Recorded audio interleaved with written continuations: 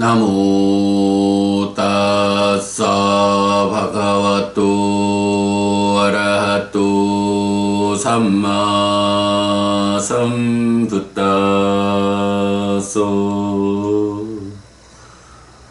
나모 따사 바가와또 아라하또 삼마 삼붓다소 나모 따사 바가와또 아라하또 삼마 삼붓다소. 그분 세존 아라한 정등각께 절합니다. 네, 여러분 안녕하세요. 8월 23일 화요일 아침입니다. 이렇게 우리가 독송집을 한순한 아침 독송을 마무리했습니다. 대념처경이 워낙이 긴 경이고 불교 안에서 수행을 대표하는 경들 가운데 하나다. 대념처경으로부터 시작해서 신념처경으로 입출직념경으로 이렇게 대상을 압축해 가면서 수행의 완성 과정을 설명하는 세 개의 경 중에 대념처경이 있다. 그 중에 가장 길고 가장 상세하고 어떤 대상, 무엇을 보면서 깨달음으로 이끌릴 것인가? 라고 하는 이 주제에 대한 포괄적인 설명을 우리 경의 마지막에서 보았지만 세존은 이렇게 말했다.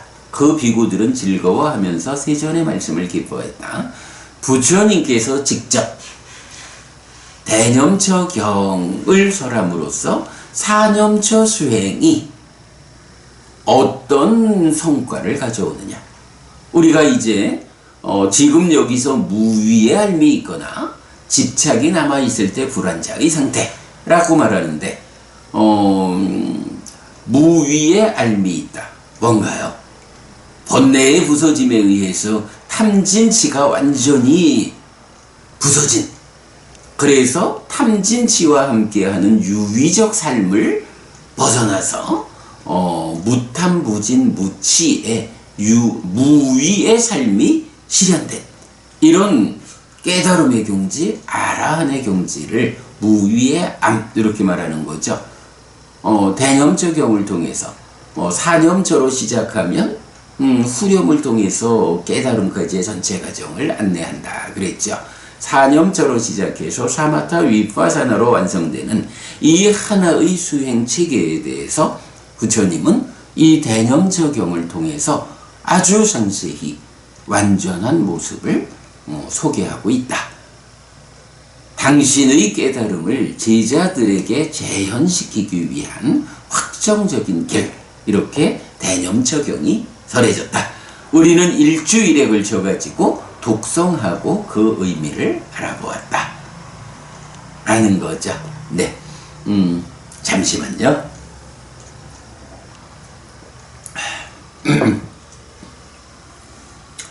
네, 대념처경은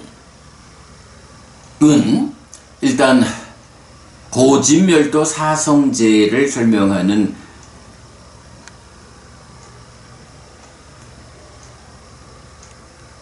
대념처경은 고진멸도 사성제를 설명하죠. 그 가운데 법념처에 속하는 5가지 주제 중의 마지막 주제로 사성제, 고집, 고멸, 고멸도의 사성제를 어떻게 관철할 것인가? 사성제 안에서 생겨나는 현상을 어떻게 관찰할 것인가? 라는 것으로 법념처 수행의 대미를 장식했어요.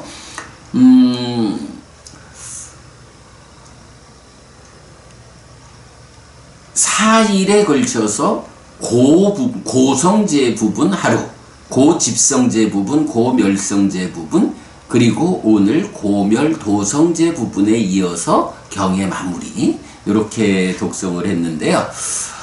사실은 뭐 고멸성제 부분 어제 독송에서는 뭐 고멸성제 자체로서는 특별한 의미를 갖지 못했죠. 왜냐하면 고성제에서 우리가 왜 괴롭다라는 것이 성스러운 진리인가 라는 부분을 상세히 보았고, 고집성제에서 가래라는 것이 무엇인지, 그런가 하면 이 가래가 뭐 말하자면 법념처 수행으로의 사성제는 고집성제로의 가래 이 자체를 관찰해라 라고 하는 것보다는 이 가래가 삶의 과정, 뭐 삶이라는 것은 누적된 영역과 지금 삶의 영역 이렇게 되는데, 지금 삶의 영역을 내입처로부터 시작해 가지고 윗자락까지 10개로 구분한, 우리가 그러니까 그야말로 삶의 메커니즘을 그대로 순서대로 나열한 이런 방법이죠.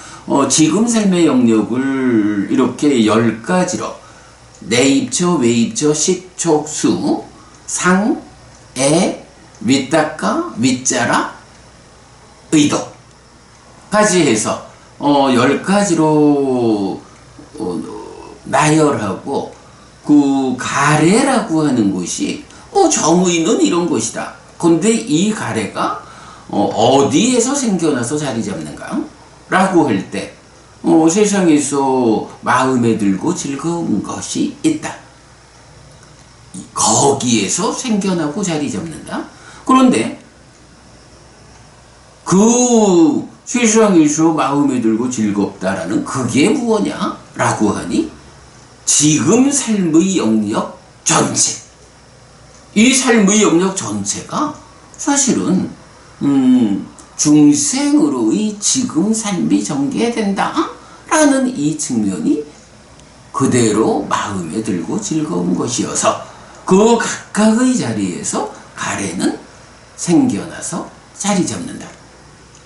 그런가 하면 고멸성제 부분은 바로 그 가래가 소멸한 그 자리고, 가래가 소멸한다라는 이것 또한 바로 그 자리, 이 지금 삶의 영역의 10개의 자리, 그 자리, 가래가 생겨나서 머문 자리에서 생겨나서 자리 잡은 그 자리에서 버려지고 소멸한다 라고 말하는 거였죠. 어저께 이제 배용규 부부님 전화 주셔가지고, 이게 가래도 요계 세계 무유해라고 하는 3가지가 있고, 느낌이라고 하는 것도 즐거운 느낌, 괴로운 느낌, 괴롭지도 즐겁지도 않은 느낌, 이래 3가지 느낌이 있는데, 왜 대념적용은 이렇게 수행의 기법을 설명하면서 세상에 있는 마음을 끌고 즐거운 것만 말하고 있을까? 마음을 끌고 즐거운 것이라는 그것이 대상으로 즐거운 느낌을 경험하면 그 즐거운 느낌을 2차적인 인식과정, 즉 닦아의 영역을 통해서 가래가 생겨나는, 지금 삶의 영역 모두에서 마음을 끌고 즐거운 것들, 그것으로 인해서 생겨나는 즐거운 느낌으로부터 가래가 생겨나서 이렇게 진행되는, 이 좀 말하자면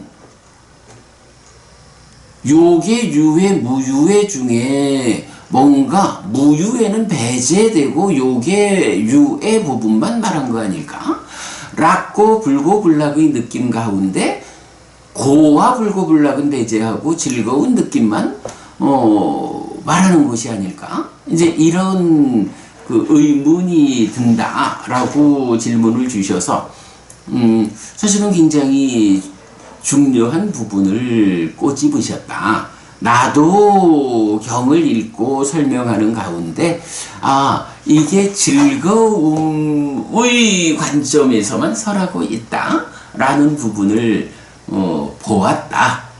그런데 나는 그 부분을 어떻게 이해하고 있느냐라고 하면 결국은 세상이라고 하는 중생의 영역에 속한 이 부분에서 답을 찾아야 되는데 중생의 영역, 번뇌의 영향권에 있는 이 삶에서는 이제 경은 느껴진 것은 모두 괴로움이다 라고 해서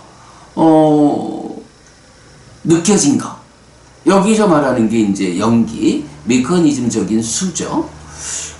느껴진 거는 분명히 락도, 고도, 불고불락도 세 가지 느낌으로 정의되고 있는데 왜 느껴진 것은 모두 괴로움이라고 말할까? 어제 배보부님도 그게 무상하게 생겨나는, 그리고 변해서 다른 것이 되는, 이런 게 이제 우리가 말하는 행고, 괴고, 그러니까 행고성, 괴고성, 이래서 형성되는 과정의 문제에서 괴로움이 있는 거. 괴고성, 그것이 또한 다른 것이 되어가는, 변해서 다른 것이 되어가는 것에서 생겨나는 괴로움의 성질, 이제 이렇게 말하듯이 결국은 무상에 따르는 거 아니겠습니까? 라고 배보부님도 말씀을 하셔서 타당하다고 생각합니다. 나도 그렇게 생각합니다. 라고 얘기했죠. 우리가 삼법인을 통해서 알아보는 바지만 왜 락고 불고 불락이라는 이 느껴진 건 모두가 괴로움이냐라고 하면 괴로움의 영역이 있고 즐거움의 영역이 있죠. 오직 괴로움만으로 존재하는 영역은 지옥이라 불리고 오직 행복만이 존재하는 영역은 열반이라 부르고, 그러면 이 지옥과 열반의 중간에 있는 과정은 어떤가요? 락과 고, 즐겁다 괴롭다가 공존하죠. 다만 지옥에 가까운 삶은 괴로움의 퍼센테이지가 높죠. 행복의 퍼센테이지는 작고. 그러나 이것이 삶의 형상에서 열반으로 향해 가면 어떤가요? 열반이라는 100% 행복으로 가까워지면서 행복의 퍼센테이지는 높아지고 괴로움의 퍼센테이지는 줄어들죠. 요런 우리가 이제 사실 미리 보기 수업에서 그림으로 그려서 보았던 주제인데 결국은 이렇게 열반이 실현되지 않은, 달리 말하면 욕계, 색계, 무색계라는 중생들의 삶의 영역 세상에 속해 있으면 그 안에는 어떤 즐거움이 느껴진다 해도 그 자체적으로 괴로움이 공존하는, 괴로움의 영역에 있는 이런 이야기죠. 그래가지고 느껴진 것은 모두 괴로움이다. 느껴진 거라고 말할 때 연기, 12연기 안에 속한 느낌을 말하기 때문에 번뇌의 영향을 받는 중생들의 삶의 영역에 속한 것으로의 느껴진 거기 때문에 이것은 얼마만큼 그 비중을 줄였느냐의 문제지만 괴로움이 함께한다. 그래서 그 괴로움의 작용성에 의해서 그게 이제 여기서 삶의 과정에서 구체적인 아픔으로 느껴지느냐, 아니면 생겨나는 과정에서의 그 무상이라는 이 무상의 조건의 불완전성 때문에 생겨나는 괴로움이냐, 또는 이것이 그나마의 불완전한 상태도 유지하지 못하고 변해서 다른 것이 되어가는 데에서 경험되는 괴로움이냐, 괴고성, 이런 거죠. 이렇게 이제 느껴진 것은 모두 괴로움이다 라고 설명되는 주제죠.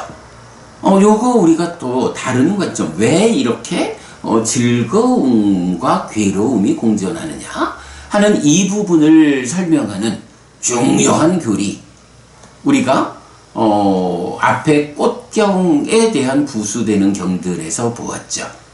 바로 부처님 깨달음을 선언하는 용례 가운데 70%나 되는 용례를 차지하는 것이 뭐냐? 매력, 위험, 해방이라는 주제다. 이게 뭔가요? 바로 중생들의 삶의 영역에서는 어떤 것이든 그것이 주는 즐거움과 만족이라는 매력을 가지고 있다. 그러나 이것이 매력만으로 존재하느냐 하면 그러지 못하다. 그 이면에는 위험이 있다. 욕계적인 이런 매력에는 뒤따르는 위험이 이제 맞지마니까야 13, 14번 괴로움, 무더기, 큰경, 작은경을 통해서 자세히 설명되죠. 그리고 그것을 넘어서게 되면 포괄적으로 중생의 영역에는 이렇게 어떤 것을 조건으로 생겨나는 즐거움과 만족이라는 매력이 무상하다는 성질에 의해서 자기를 유지하지 못하고 변해가는 이러한 무상고무아라고 하는 이 사실의 성질이 위험이다 라고 제시가 되죠. 그래서 그렇다면 이제 부처님은 어떤 방법으로 우리가 위험, 괴로움을 벗어나서 매력, 행복의 삶을 살 것이냐? 위험 제로, 매력 100의 삶, 열반을 실현할 것이냐? 라고 할 때 이 매력이라고 하는 부분을 해소해서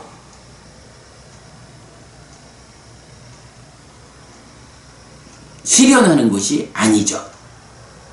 바로 위험이라는 이 부분, 위험하다라는 이 측면을 해소하기 위해서 이제 해방되기 위한 방법으로 바로 이 매력을 주고 그 뒤에 위험이 숨어 있는 이러한 대상들에 대한 욕탐을 제어하라. 욕탐을 버리고 욕탐을 제어하라.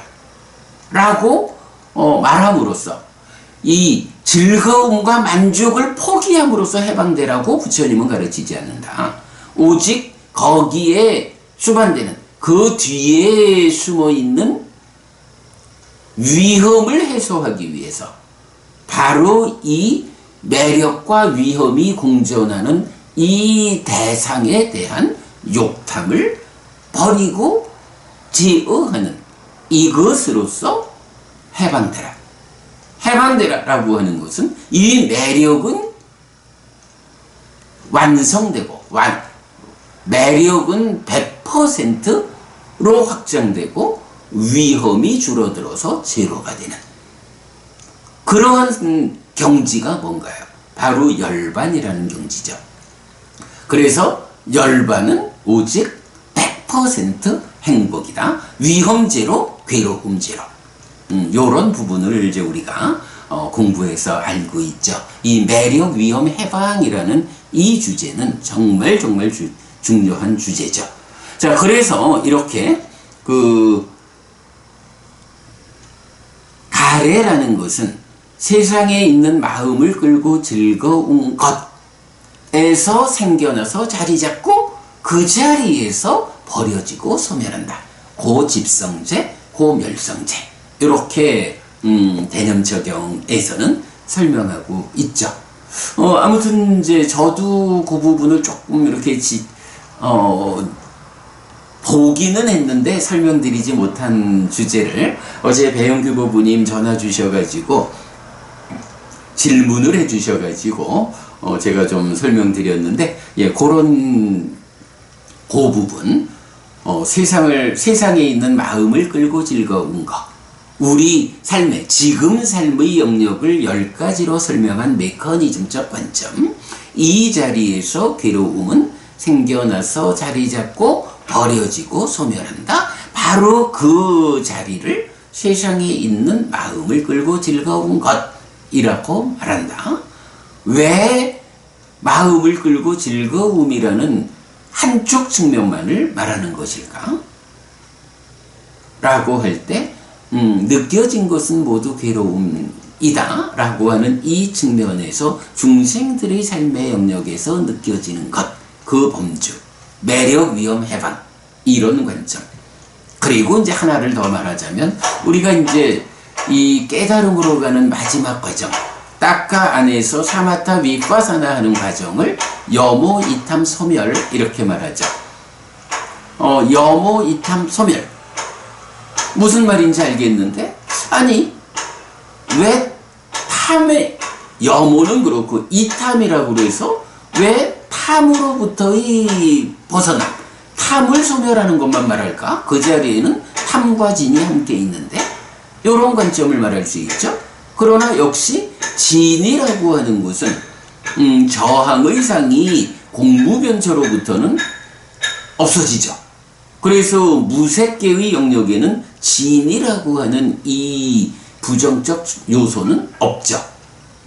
그러니까 진이라고 하는 것은 욕계, 색계의 영역에만 존재하고, 탐이라는 것은 욕계, 색계, 무색계라는 중생들의 삶의 영역 전체에 존재하죠. 그래서 여모 다음에 이 진이라고 말하지 않고 이 탐이라고만 말해도 이 탐의 과정이 완성되면 그 과정 안에 진으로부터의 벗어남도 포함된다. 이런 관점을 이제 우리가 잘 알고 있죠. 이제 그런 부분까지를 다 함께 적용해서 이해를 하면, 왜 세상에 있는 마음을 끌고 즐거운 것이라는 요 관점만으로 경은 설해지고 있는가에 대한 답이 된다 라고 보면 되겠습니다. 자, 이렇게 이제 3일 동안에 이어가지고 고집, 고멸, 고집, 고멸이라는 세 가지 성스러운 진리를 보았고요. 자, 이어가지고 이제 오늘은 우리가 고멸도성제 부분을 독성했어요. 고멸도성제 하면 뭐 더 말할 것도 없죠. 뭐 이거야 정견, 정사유, 정어, 정업, 정명, 정정진, 정념, 정정의 8요소로 구성된 성스러운도 8정도이다 라고 하고, 그 다음에 이제 8정도 각각에 대해서 무엇이 정견 바른 견해인가 내지 무엇이 정정 바른 삼매인가를 설명하고 있죠. 근데 요 설명 우리 어디서 보았나요? 바로 분석 제4장이죠. 제4장 분석 용어정의에서 바로 8정도의 분석경, 45번 상류따 8번 경이죠. 그 분석경에서 무엇이 정견인가 내지 무엇이 정정인가를 우리가 자세히 보았죠. 그 분석경을 우리가 공부하면서 한 가지 그 5번째 있는 정정, 바른 생활에 대해서 이 바른 생활의 번역이 요게 조금 적절치 않아 보인다 라고 제가 말씀드렸죠. 그리고는 그 다음에 배용기 법우님, 박희애 법우님 두 분이 남산동 법당에 오셔가지고 특강을 한번 하면서 요 바른 생활, 정명에 대해서, 그러니까 정명이 바른 생활로 번역해야 하는가, 바른 생계로 번역해야 하는가, 이 부분에 대해서 우리가 함께 토론을 했어요. 그래가지고 그 부분, 그러면 비구들이요 무엇이 정명 바른 생활인가 라고 바른 생활로 번역하는 걸로 확정지었고, 거기에 대한 설명, 이전에는 우리가 이 부분을 여기 성스러운 제자들은 삿된 생계를 버리고 삿된 생계로서 생명을 유지한다 이렇게 해석했었는데, 그걸 바꿨죠. 무엇이 정명 바른 생활인가? 여기 성스러운 제자들은 삿된 생활을 버리고 바른 생활로서 생계를 유지한다. 네, 이렇게 바꿨다는 점, 오늘 바꾼 상태로 제가 읽어드렸죠. 자, 이렇게 보면 뭐 이제 고멸도성제 8정도에 대해서는 더 설명드리지 않아도 되겠고, 사실은 이 가운데 정정, 바른 삼매가 초선, 제2선, 제3선, 제4선으로 나오는데, 요거 지금 제6장 수행 지도의 관점에서 대념 적용의 앞에 있는 14개인가요? 이 경들을 통해 가지고 수행의 지도를 설명하는 과정에서 정정이라는 것이 무언가, 필수품을 갖춘 삼매, 단지 삼매인가? 아니다. 필수품을 갖춘 삼매를 토대로 삼매를 닦아서 깨달음으로 나아가는, 삼매에서 삼매를 닦아서 깨달음으로 나아가는 특별한 삼매이기 때문에 필수품의 과정이 필요하다. 요거 정정을 깨달음으로 이끌리는 이 과정을 주목해서 아예 그 부분을 좀 상세히 구분해 놓으면 10가지 법, 10정도라고 해서 정정, 정지, 정해탈의 10정도가 된다. 그럴 때는 이거 8정도로는 깨달음이 완성되는 게 아니고 10정도에서 완성된다. 이런 개념이 아니죠. 8정도가 바로 고멸도성제여서 깨달음의 길인데, 그 중에 정정, 바른 삼매가 무엇냐라는 부분을 이제 자세히 설명하기 위해서 바로 그 삼매를 토대로 바른 암, 여실직연하고 바른 해탈, 부동의 심해탈로 완성되는 요 정정을 상세히 구분해서 설명하면 정정, 정지, 정해탈 해서 10정도가 된다. 그리고 그 과정을 뭐 삼매수행경이라든가 아니면 내적인 심해사마타와 법의 위파사나라든가 이런 정말로 그 수행의 과정을 설명하는 다양한 경들을 꿰어가지고 정정으로의 깨달음, 그 부분을 설명하고 있죠. 네, 그렇게 앞선 과정을 통해 가지고 우리가 고멸도성제에 대해서는 이제 잘 설명되었다, 이렇게 말하겠고요. 그리고 나면 이제 마지막 16번째의 후렴이 나타나죠. 사성제 전체를 하나의 소분류 대상으로 묶어가지고 이제 마지막에 후렴을 넣어줌으로써 16개의 그 대념적용의 대상을 완성하죠. 역시 우리가 보아야 하는 것은 이 후렴은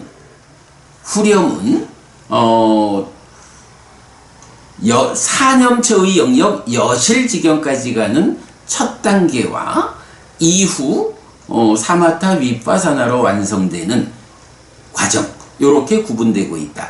후렴은 사념처의 완성 과정, 여실지견에 이르는 과정을 와라고 하는, 요거 우리말로는 또는이죠. 영어로 오와. 이 접속사를 7번 나열함으로써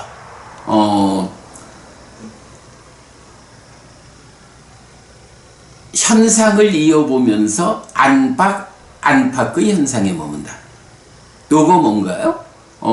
법령처라고 하는 이 수행 방법이 우선은 현상이라고 하는 1차적인 대상을 제시하는 거죠. 1차적 대상을 나의 거, 남의 거, 나와 남의 거, 이렇게 해서 안팎 이렇게 나타나죠. 그럼 이렇게 세 개고, 그 다음에 그 자라나는 현상, 무너지는 현상, 자라나고 무너지는 현상을 보면서 현상에 머문다. 여기서 뒤에 현상에 머문다라는 것은 그대로 1차적인 대상이 유지되는 요거를 말하는 거고, 그 안에서 이제 삼매 위에서 심이 일어나서 법의 위파사다를 통해서 법이 드러나면 요거 지화견의 얻음으로 이끄는 삼매 수행에 의해서 법이 드러난다. 2차적인 1차적으로 삼매에 드는 그 대상과 과는 차별되게 1차적인 대상으로 삼매를 성취하면 그 삼매의 토대 위에서 2차적으로 내적으로 드러나는 이 대상에 대해서 자라나고 무너지고 자라남 무너짐 요런 법의 윗바사나 요렇게 생겨나서 요렇게 유지되다가 요렇게 없어지는 것을 직접 보아 아는 요런 그 법의 윗바사나의 과정을 지시하는 2차적인 대상에 대해서 자라나는 법, 자라나는 현상, 무너지는 현상, 자라나고 무너지는 현상에서 1차적인 대상을 3개로 2차적인 대상을 3개로 해서 결국 여실직연에 닿는 요 과정을 말하면서 마지막 7번째로 여실직연에 닿은 그 과정을 어떻게 말해요? 밀착된 사띠만이 있다. 사띠가 밀착되어 있다. 이어보는 일에 단락이 없다. 그런 상태에서 오직 암만이 있다. 이런 법의 윗바사나의 과정을 통해서 여실직연하니 오직 사실 그대로의 암. 왜곡 없는 사실 그대로의 암만이 있는 상태 여실직연에 닿았다.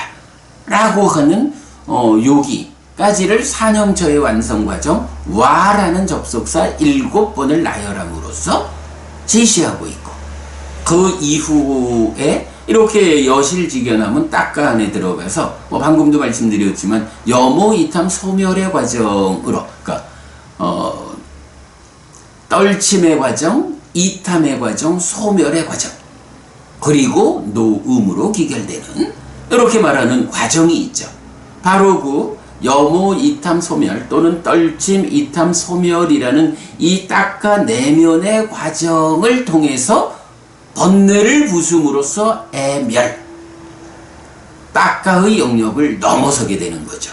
그거 과정을 넘어서서 머문다. 그리고 이렇게 과정을 넘어서면 어떻게 돼요? 가래가 소멸함으로써 가래의 붙잡는 성질이 해소되죠. 그러므로 노음으로 귀결된다. 세상에서 아무것도 붙잡지 않는다. 해탈된 삶이 실현되었다. 무위의 알미다. 이렇게 되는 거죠. 그래서 와 7번을 나열해서 사념저의 완성 과정을 말하고 나면 그 다음에 떨침, 이탐, 소멸의 과정을 넘어섰다. 사마타 윗바사나를 통해서 번뇌를 부수고 가래가 소멸했다. 그래서 노음으로 귀결된다. 세상에서 아무것도 붙잡지 않는 깨달음, 무위의 알을 가진 깨달음이 완성됐다. 여기서 무위의 암, 다르게 말하면 뭔가요? 인간의 법을 넘어선 성자에게 어울리는 차별적인 지와 견의 실현. 이렇게 말하는 거죠. 부동의 시메탈로 완성되었다. 네, 이렇게 16번째 후렴을 통해 가지고 완성되죠. 그래도 후렴 16번째를 이렇게 우리가 아침 시간 독성을 하면서 그 의미를 해설하는 과정에서 제가 이제 똑같은 이야기를 계속 반복했지만 표현하는 일이 좀 어색했는데 그래도 오늘 이 마지막 16번째의 후렴에서 요런 표현 1차적인 대상을 3가지 와로 나열하고 2차적인 대상을 3가지 와로 나열해서 특히 2차적 대상과 함께하는 자라나고 무너지는 요거 제가 중간에 좀 애매해가지고 법념저의 5가지 주제가 자라남의 법, 줄어듦의 법, 자라남 줄어듦의 법 장애, 오온, 족쇄는 자라남의 법이고 칠각지는 줄어듦의 법이고 사성제는 자라남의 영역과 줄어듦의 영역을 포함하는 법이고 뭐 요런 건가? 라고도 대비도 시켜봤지만 그러나 자라남 줄어듦이 아니라 후렴에서는 자라남과 무너짐을 말하기 때문에 그거를 그렇게 보지 않아야 되겠다. 그렇다면 바로 2차적인 대상이 드러나면 그거를 법에 윗바사나하는 과정이 생겨나서 유지되다가 없어지는 요 측면, 생겨남 자라나는 현상, 없어짐 무너지는 현상. 생겨나는 요 부분 늘 이어보는 거, 자라나는 현상을 이어본다. 없어지는 요 현상을 요 과정을 이어보는 거, 무너짐의 현상을 이어본다. 양쪽 모두를 이어보는 거, 자라나고 무너지는 현상을 이어본다. 요렇게 설명한 부분, 요게 이제 법령, 대념 적용이 제시하는 후렴의 완성된 이해다. 라고 보면 되겠습니다. 아이고, 힘들게 설명했다.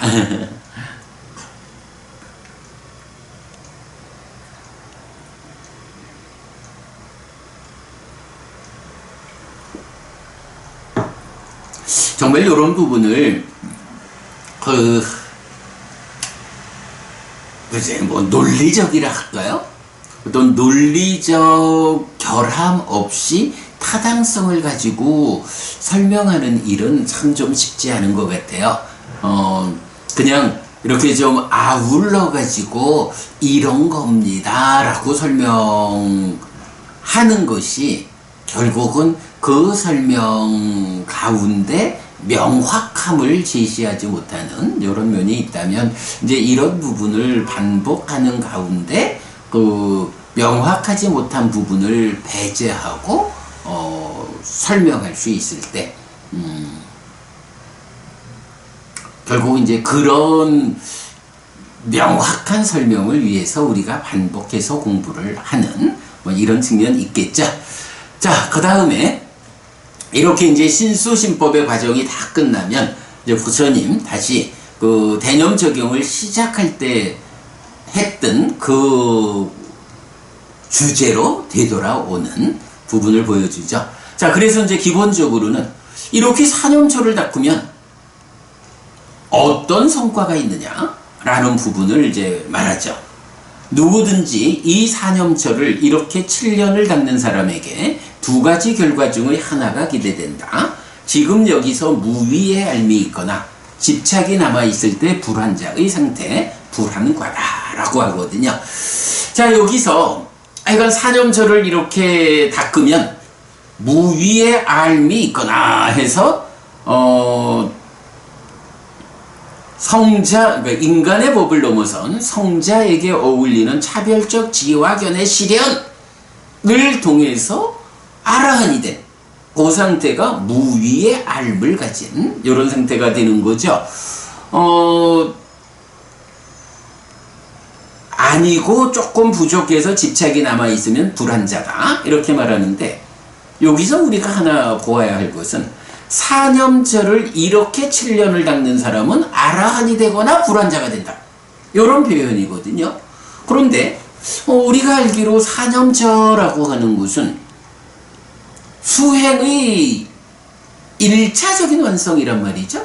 마음에서 장애를 밀어냄으로써 칠각지를 충만케 해서 사마타 윗바사나가 깨달음으로 이끄는 이런 1차적인 과정인데, 왜 이 사념처를 이렇게 7년을 닦으면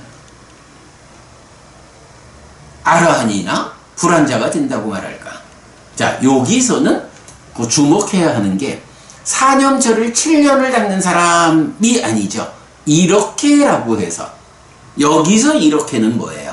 이제 바로 후렴을 포함해 가지고 대념 적용이 설명하는 이런 수행 신수신법의 대상 또 세분해 가지고 16개의 구체적 대상을 제시해주고 그 구체적 대상에게 사띠하자, 사념처 수행을 하자. 그런데 이 사념처 수행이 단지 사념처만으로 끝나는 게 아니라 후렴의 과정을 통해서, 그죠? 1차적 대상의 과정 3개, 2차적 과정의 2차적 대상의 과정 3개, 그래서 여실직연하는 사념처의 완성에서 끝나지 않고 이어가지고 과정을 넘어서서 머물고 세상에서 아무것도 붙잡지 않는다. 여모이탐 소멸 사마타 위파사나에 의해서 노움으로 비결되는, 세상에서 아무것도 붙잡지 않게 되는 이 완성까지를 후렴이 사념처로부터 그러니까 사념처로 시작해서 사마타 위파사나로 완성되는 수행의 중심 개념에 의거한 포괄적 과정을 후렴을 통해서 알려주잖아요.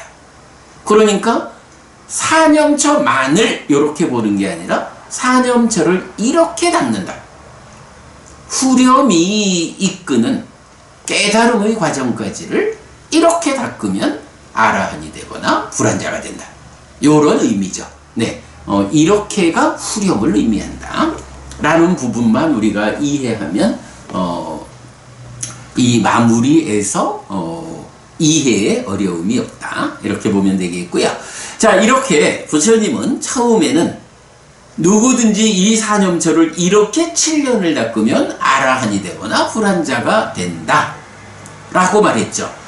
그럴 때 이제 우리가 요거 하나 좀 보고 가자 하는 거는, 그러면 이 누구는 아라한이 되고 집착이 남아있을 때 해서 누구는 불환자가 된다 라는, 이게 두 가지 측면으로 봐야 되죠. 한 가지는 우리가 5가지 장애 쪽에, 5가지 기능에서 보았지만, 5가지 기능을 얼만큼 닦아내느냐.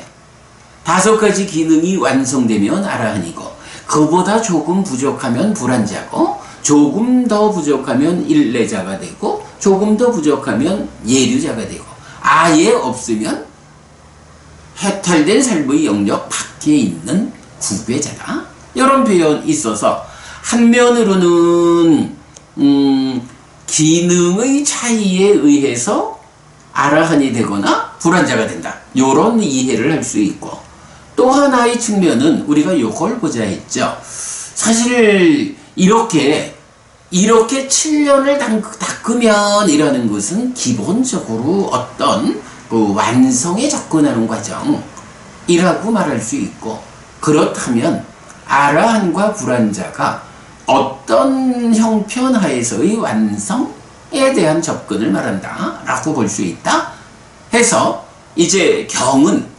일반적인 관점, 물론 뭐 예외적인 경우도 좀 나타납니다만은, 일반적으로 출가자의 수행의 성취를 어떻게 봐요? 아라한으로 보죠. 그런가 하면 제가자가 범행을 실천하는 삶을 살면 제가자의 수행의 성취를 어디까지 보나요? 불환자로 보죠.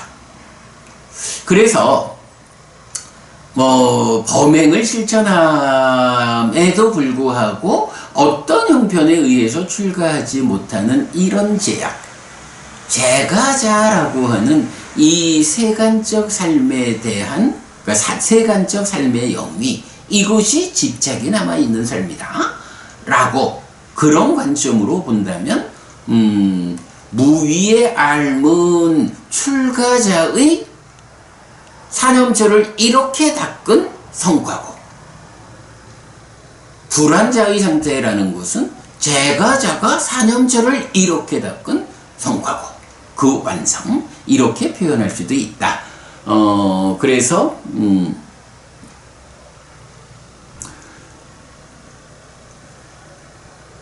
이렇게 닦아가지고 2가지 성과, 아라한이 되거나 불환자가 되는 데는 2가지 관점으로 보자. 하나는 기능의 차이, 수행이 완성되었느냐 조금 부족하냐. 그러나 또 다른 측면에서는 출가자의 수행의 완성경지냐 제가자의 완성경지냐. 제가 그 예외적인 경우가 좀 있더라 하는 거는, 경에 보면 제가자가, 그러니까 제가자로서 아라한이 된 요런 경우를 좀 보여주는 경들이, 그런 경우를 보여준다 라고 이해해야 하는 경들이 간혹 발견이 되죠. 보통 전통적 해석으로는 제가자가 아라한이 되면 아라한인 되는 즉시 출가한다. 뭐 이런 설명을 하는데 뭐 타당한지 잘 모르겠어요.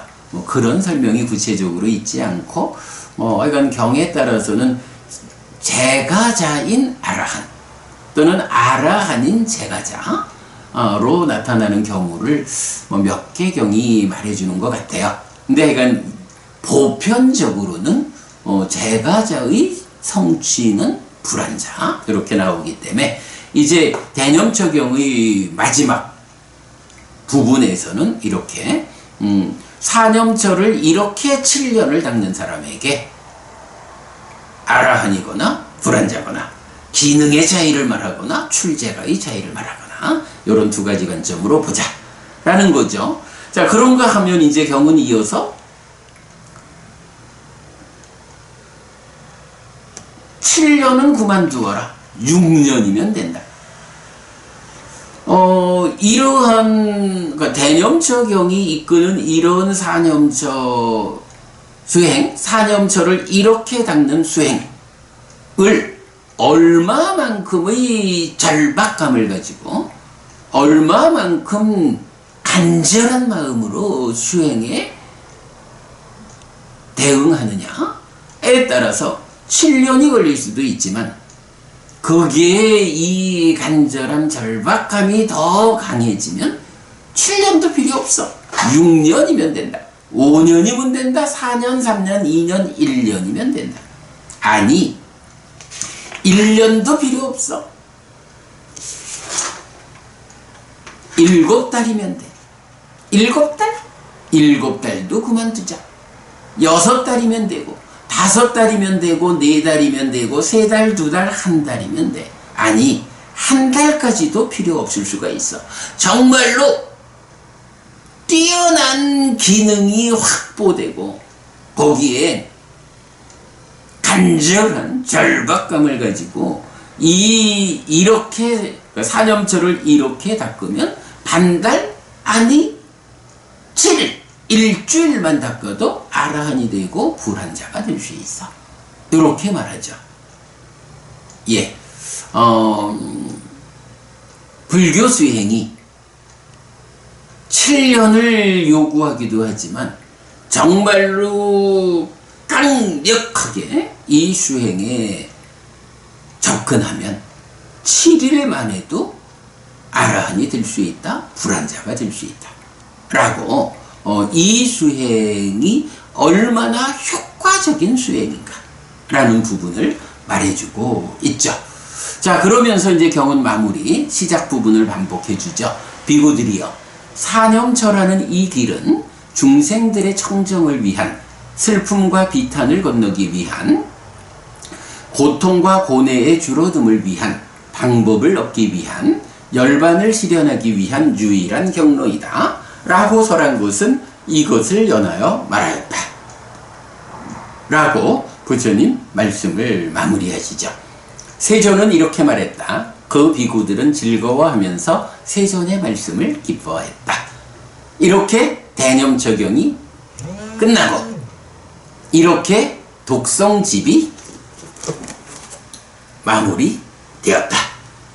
예, 이렇게 참 짧지 않은 시간에 걸쳐서 독성집을 마무리를 했고요. 이렇게 이제 한순환의 과정을 거치면서 우리가 이 독성집에서 발췌한 경들로서 초기 불교 개론 또는 신행 지침서를 만들겠다라고 해서 요번 순환 과정에 이렇게 그래도 어제 오늘은 1시간이 좀 안 걸렸습니다. 이제 그간 이제 우리가 진행해 온 게 있어서 그러겠죠. 그동안 막 1시간 10분, 20분, 길게는 1시간 30분까지 이 아침 시간에 완전히 한 번에 수업을 하는 이런 노력의 과정을 통해 가지고 개론서를 만들기 위한 준비를 갖추었어요. 정말 특별하게는 여러분 제가 시작하면서 아침 이 공부를 누구든 좀 요약, 오늘 이야기엔 이런 주제가 있었다 라고 좀 요약을 해줄 수 있으면 제가 나중에 개론서를 만드는데 크게 도움이 되겠다 라고 부탁을 드렸는데 박희애 부부님이 그때로부터 어제까지 오늘 거는 있다 하시겠죠.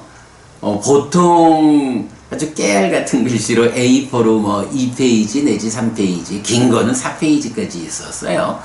요렇게 아침 시간 독송에 이어서 설명한 요 내용을 정리를 해서 저에게 보내주셔서 지금 잘 모아져 있거든요.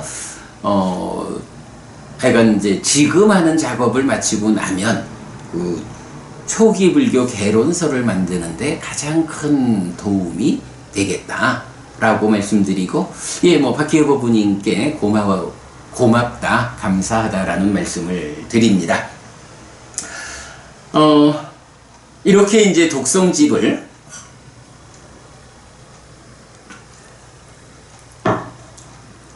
한 순환을 마치면서 이제 개론서를 위한 준비를 갖추었고요. 그 과정에 뭐 이렇게 이제 그 준비하는 과정이 있다 보니까 몇 가지 경을 좀 보충해야겠다라고 해서 제가 일단 보충되는 경이 하나, 둘, 셋, 넷, 다섯, 여섯, 일곱, 여덟.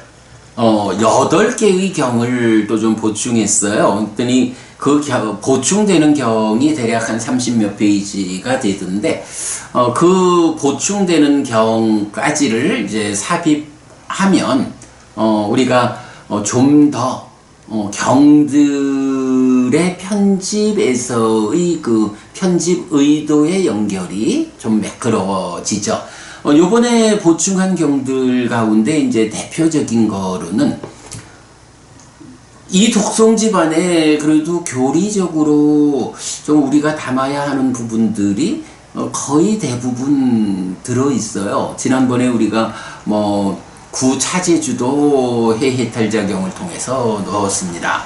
또는 뭐 사여의조 분석경을 통해 가지고 육신통도 들어갔습니다. 뭐 하면서 이제 우리가 일반적으로 불교 공부를 통해서 만나는 교리들이 이 책 안에 그래도 어디엔가 한 부분씩은 들어가 있는데, 정작 보니까 사무량심 사서법이라는, 우리가 여러분 그 성숙이라는 표현을 통해서 내적인 성숙, 사념처로 시작해서 사마타 위파사나로 완성되는, 요거 이건 우리가 뭐 중심에 두고 수행 지도를 그려내는 그 얘기잖아요. 그런가 하면 관계의 성숙이 있잖아요. 내적인 성숙과 관계의 성숙, 이 두 가지 성숙을 통해 가지고 삶이 형성한다. 그런데 외적인 관계의 성숙을 대표하는 교리가 뭐냐 하면 자비희사 사무량심하고, 이 사무량심을 마음에 채워내는 만큼 삶은 보시에어 이행동사라는 4가지 포섭하는 법, 사서법에 의해서 드러나 관계를 맺음으로써 내 편을 만드는 이런 관계의 성숙인데, 관계의 성숙 부분을 말하는 사무량심 사서법에 대한 경이 하나도 안 들어있는 거예요, 글쎄. 그래가지고 좀 많이 고민해가지고 사무량심이 다른 경들에 소속되어 나오는 경들로는 너무 길어서, 주로 뭐 맞지마니까야라든가 이렇게 좀 너무 길어가지고 어려움이 좀 있는데, 마침 이제 앙구타라니까야에서 자해경 1번, 2번 2개의 경이 이 사무량심을 직접 주제로 말하면서 거기에 이어가지고 또 좀 중요한 주제, 그 새끼 하늘의 수명의 기준이 어떻게 되느냐라든가, 제가 아주 중요하게 말하는 거지만 이 높은 하늘에 태어난 신들도 그 수명의 기준이 지나면 낮은 곳으로 떨어지기도 하지만, 부처님의 제자들은 그 하늘에서도 공부를 이어가서 깨닫는다. 깨달음을 위해서 인간 세상에 태어나야 한다라는 이 타당성, 이런 해석은 타당하지 않다. 하늘에 태어나도 우리가 살아서 부처님 가르침을 잘 배워 공부하는 이런 성스러운 제자로의 삶을 살면 하늘에 태어나서도 하늘에서도 공부를 이어가서 깨달음을 성취한다, 윤회에서 벗어난다 라는 그 부분을 또 직접 말해주는 요런 자해경 1, 2번, 그 다음에 보시에어 이행동사 사서법을 이런 네 가지 함께함이 있다 라는 함께함의 법, 그러니까 사서법 법이죠. 그리고 그 사서법을 갖춘 자로 부처님이 그대는 어떻게 이렇게 500명이나 되는 많은 대중을 잘 이끄는가? 라고 할 때 부처님이 알려주신 사서법으로 이끕니다. 이제 요렇게 말하는 하타카경 2번. 뭐 이제 요 네 가지 경이 이제 중심이 되고, 또 이제 지난번에 우리 그 해덕법부님께서 그래도 일체경, 안이비설신의 색성현 미처법, 이 12처가 일체라고 알려주는 이 일체경이 포함되어야 하지 않겠습니까? 라고 의견을 주셔서 그때 이제 우리 해덕법부님 같이 대화 나눴죠. 그래서 타당하다. 그렇다면 이 일체경을 어느 자리에 보충할 것인가? 라고 할 때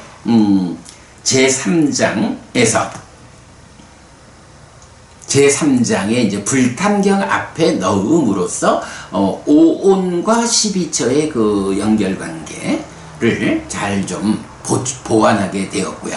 뭐 기타 이제 몇 가지 경 더 해서 이제 경들을 이제 보충하게 됩니다. 지금 이제 그것도 오타 없는지 좀 보아달라고 이 맨날 박희애 법부님만 고생을 시켜서 고마우면서 미안하고 그렇습니다만은 또 좀 이제 이건 완성하는 과정 지금 이제 진행하고 있는데 그 이제 확인해서 주시면 넣어 가지고 완성해 가지고 이제 새로 인쇄해서 여러분들 드리겠고, 홈페이지에 완성된 경을 파일을 다시 올려드리도록 그렇게 하겠습니다.